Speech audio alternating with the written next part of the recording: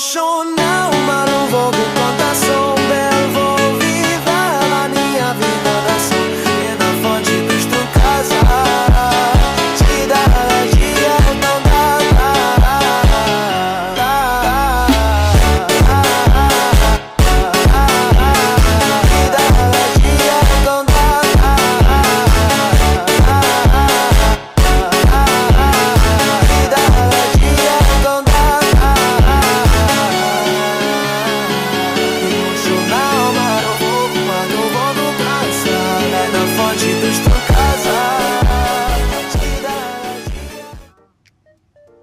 Halo, balik lagi di Sarah Podcast.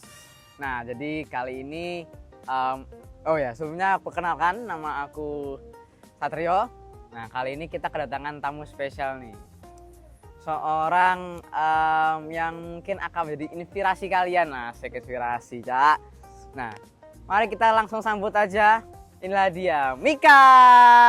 Halo semua, perkenalkan aku Mika, tapi kalian mungkin biasa tahu aku Cuy, karena Instagram aku sendiri cuy_inggam dan aku sendiri adalah cosplayer. Oke, tepuk tangannya dong. Kameramen, tepuk tangan dong. Nah, aku mau tanya-tanya nih, tapi sebelum itu kayaknya ini sebelumnya kamu nge-cosplay apa sih ini? Jadi hari ini aku nge-cosplay Reze dari Chainsaw Man. Oh, dari Chainsaw Man. Pernah nonton Chainsaw Man nggak, Sun? Wah, nah itu aku belum pernah sih. Kira-kira bisa diceritain singkat nggak? Maksudnya anime ini menceritakan tentang apa sih gitu? Jadi anime itu menceritakan tentang pemeran utamanya itu Denji. Denji. Nah, ya Denji itu tuh bisa berubah jadi Chainsaw Man gitu. Nah, Reze sendiri itu adalah salah satu devil atau iblis yang ada di Chainsaw Man. Dia tuh iblis Bomb Devil gitu. Dia tuh sempet deket sama Denji dan itu ada di film terbarunya yang namanya tuh Chainsaw Man yang Reze Arc gitu. Jadi biasanya kan kalau Reze tuh kayak boom gitu, langsung dia berubah jadi Bomb Devil gitu. Menarik nggak buat ditonton gitu? Menarik banget, Menarik apalagi banget, aku sendiri juga baca manganya dan itu bener-bener. Nah, tuh guys, jangan lupa ditonton ya animenya ya. Nah, aku pengen nanya nih. Kira-kira Mika itu awal bisa suka sama yang namanya anime itu gimana sih ceritanya awalnya itu? Jujur, aku sendiri sebenarnya tahu anime Naruto termasuk anime gak sih? Termasuk. Ya. Ya. Dulu tuh TK tuh tahu anime tuh dari ayah saya gitu. Jadi diracunin kayak jadi aku tiap hari tuh kayak nonton Naruto gitu kan. Terus habis itu keterusan sampai SD. Cuma aku SD tuh nggak yang nonton anime gitu. Cuma ya tahu Naruto aja. Sama kan aku kan hobi gambar kan. Jadi anime tuh aku rasa cuma jadi kayak referensi gambar. Nah, itu tuh bermula jadi referensi gambar itu pas SMP. Jadi teman sebangkuku tuh wibu guys. Wibu. Dia tuh meracuniku anime guys. Jadi tuh kayak ini loh kamu nonton ini, terus ngasih aku manga, terus kita tuh karena aku suka gambar kan, jadi aku diajarin buat gambar dari manga itu, terus aku recreate. Aku masih ingat banget, aku pertama kali gambar tuh nge-recreate manganya Attack on Titan. Attack on Titan. Pernah nonton kan? Tahu. Nah itu tuh first time banget aku jadi kenal sama dunia anime. Terus temanku ngerekomendasiin tuh kayak Haikyuu, terus Boku no Hero tuh. Jadi aku sering nonton. Jadi tahu ternyata ada series-seriesnya. Ternyata ceritanya gini.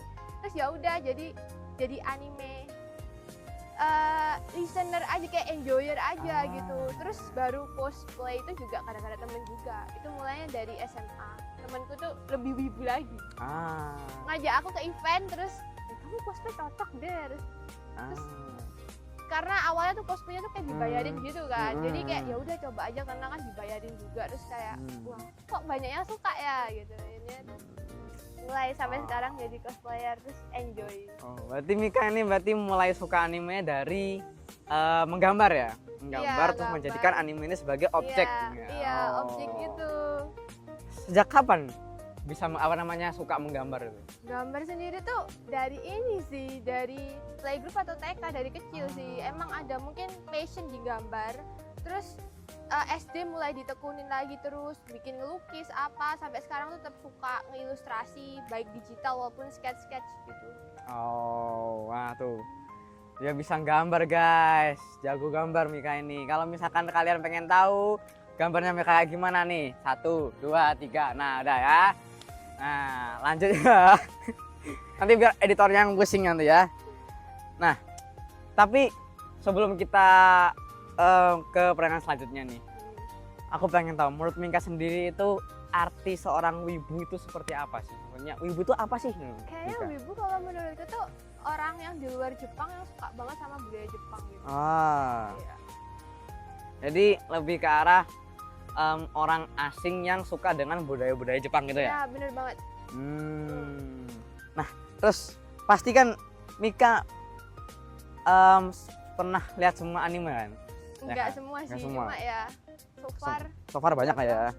Nah, kalau misalkan Mika sendiri kira-kira anime apa yang bikin Mika itu kayak wah, inspirasi banget nih? Atau misalkan anime apa yang bisa yang paling banyak deh mengubah hidup Mika itu?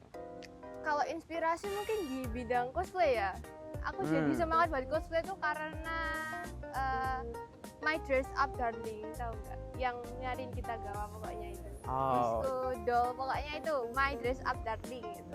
Oh. Itu tuh bener-bener bikin aku jadi apa ya, berani memulai untuk cosplay terus jadi makin suka sama cosplay. Jadi soalnya anime itu kan juga menceritain tentang cosplayer kan. Kayak itu relate banget sama dunia. Jadi itu yang membuat Mika semakin terinspirasi, semakin semangat juga untuk meng-cosplay itu ya. Iya. Oh, ya. Kira-kira kalau Mika sendiri itu paling suka genre anime itu genre apa sih? Jujur aku suka banget genre sport sih. Genre sport. Iya, aku sering Oh. rewatch genre sport. Oke. Genre sport. Iya. Berarti kayak itu ya, Haikyuu. Bener, Haikyuu. Haikyuu it's the best guys.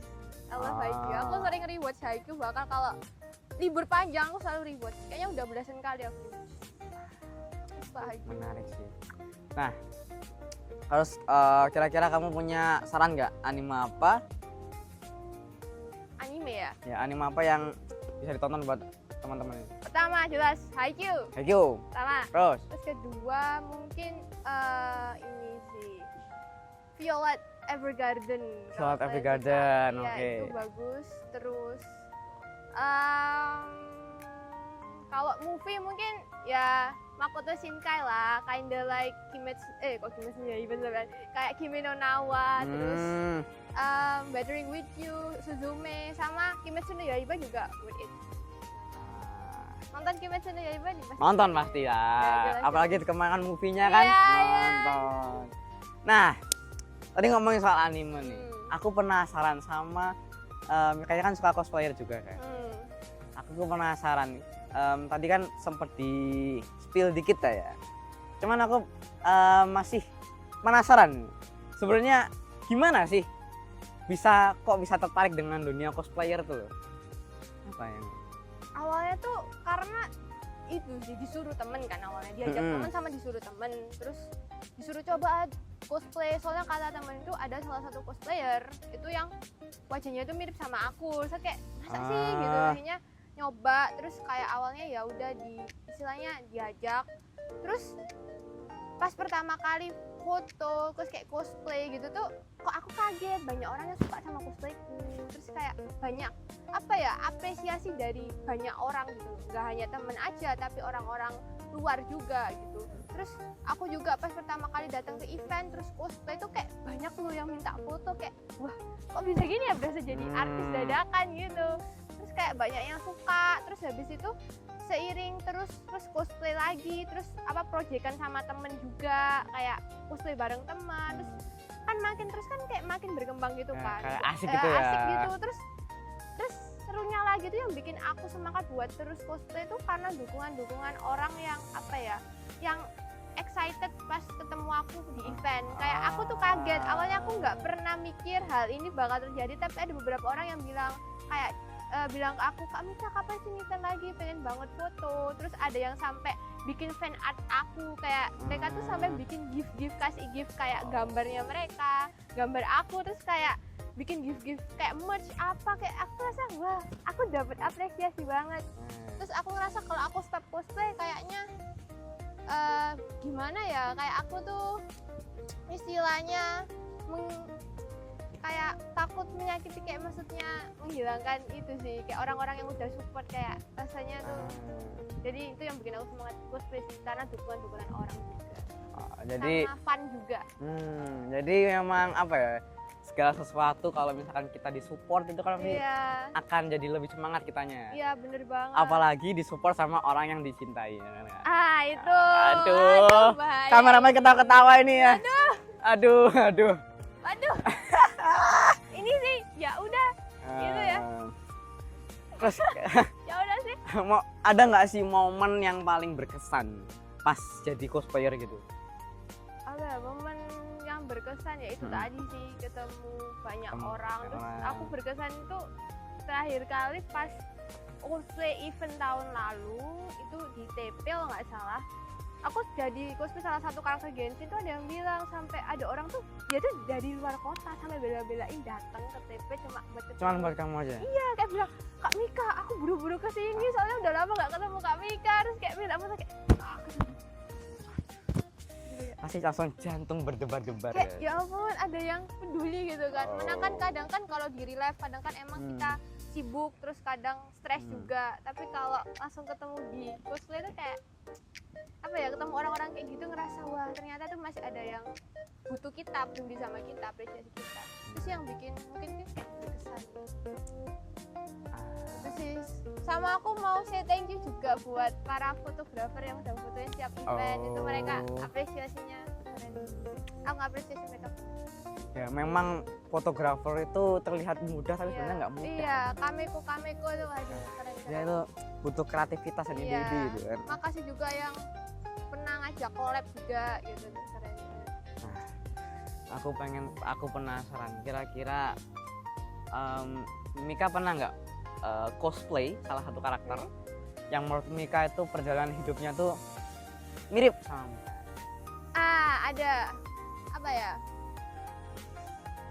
ini sih menurutku yang mungkin bukan lebih perjalanan hidup ya, lebih ke sifat ya. Itu Kobeni sih dari Chainsaw Man juga.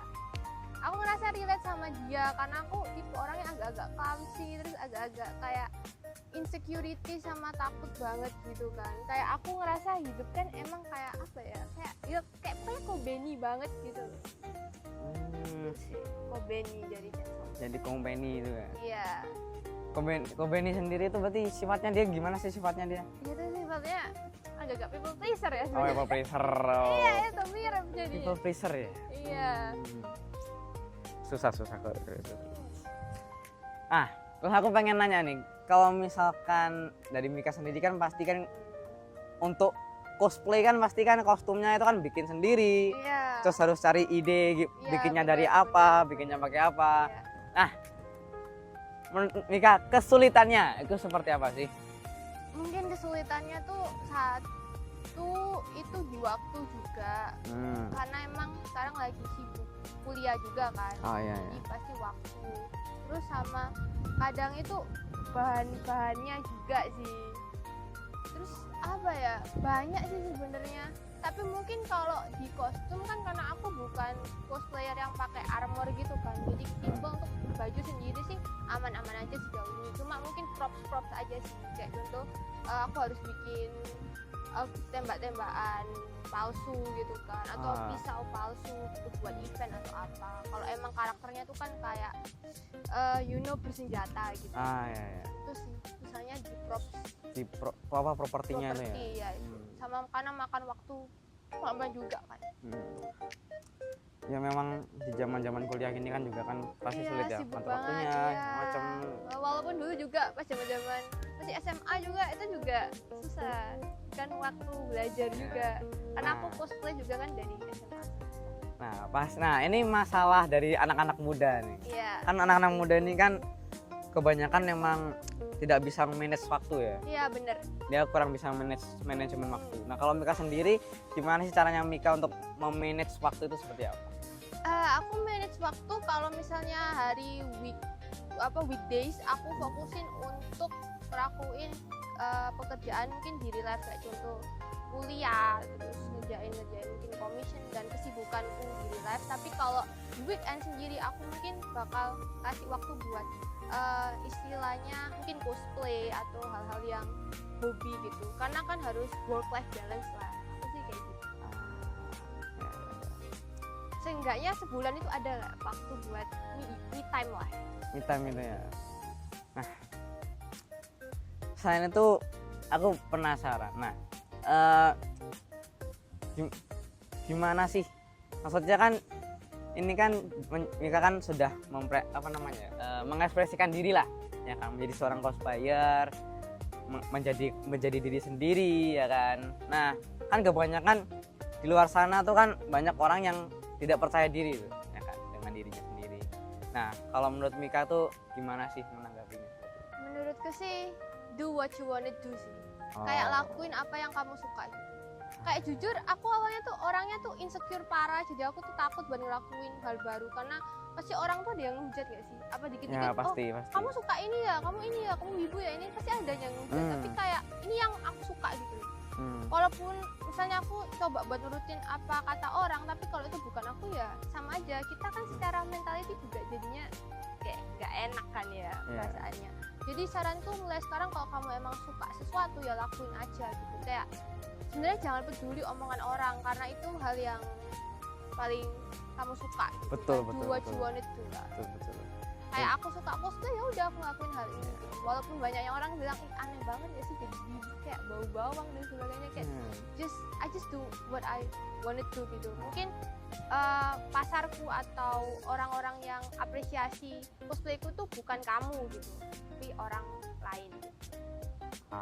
Jadi emang intinya adalah sebenarnya lakuin apa yang kita mau gitu. Dan tidak usah peduli kata orang. Iya. Semua orang pasti apapun yang kita lakukan pasti ada orang yang bakal menghujat ya. Bahkan nge-hate lah. Ya, orang yang hujat itu nggak akan pernah berhenti. Ya, istilahnya itu bukan target pasarmu aja gitu. Ya. Kita tidak bisa membuat orang lain tuh suka sama kita. Ya. Yang terpenting kita lakukan, ya itu sekali, dan lakukan yang terbaik. Yes, ya. benar banget. Nah, terus aku juga pengen nanya, kira-kira Mika ada nggak suatu kutipan atau cerita di anime itu yang menginspirasi Mika itu? Ada nggak? Apa ya? Satu kutipan itu misalkan yang menjadi prinsip hidupnya Mika yang selalu pegang. Sebenarnya kalau dibilang ada atau nggak ada, sebenarnya kalau di anime tuh jujur nggak begitu ada sih. Nggak ada ya? Cuma apa ya? Mungkin ini aja sih. Haikyuu kan Tobe fly, jadi kayak terbang gitu aja, terbang untuk menggapai mimpimu gitu. Ya. Kalau aku sih kutipannya sih dari bukan kutipan ya, ceritanya Kirito. Kirito, Teman. tahu. Dia tuh nggak pernah menyerah. Iya benar. Dia berjuang sendiri, nggak pernah menyerah. Itu jadi inspirasiku sih, jujur emang. Keren banget. Ya jadi inspirasiku bahwa kita tuh sebenarnya bisa melakukan itu semua sendiri, asalkan ada motivasi. Benar. Jadi selama ada motivasi, selama ada mindset, pasti kita bisa ngelakuin itu, ya kan?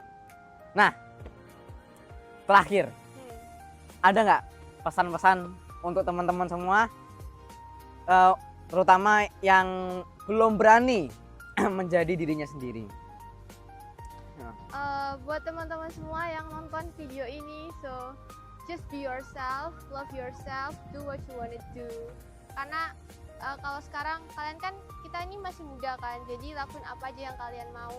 Kayak mulailah untuk mencari pengalaman-pengalaman baru dan juga hal-hal yang bikin kalian itu jadi lebih happy. Karena nggak ada kata kedua kali lagi dan kita buat jadi muda. Ini jadi kayak just do what you wanna do guys. So, thank you. Just do it. Do it gitu. Oke. Sekian dari kita. Aku Satrio. Aku Mika. Kami pamit. Dadah.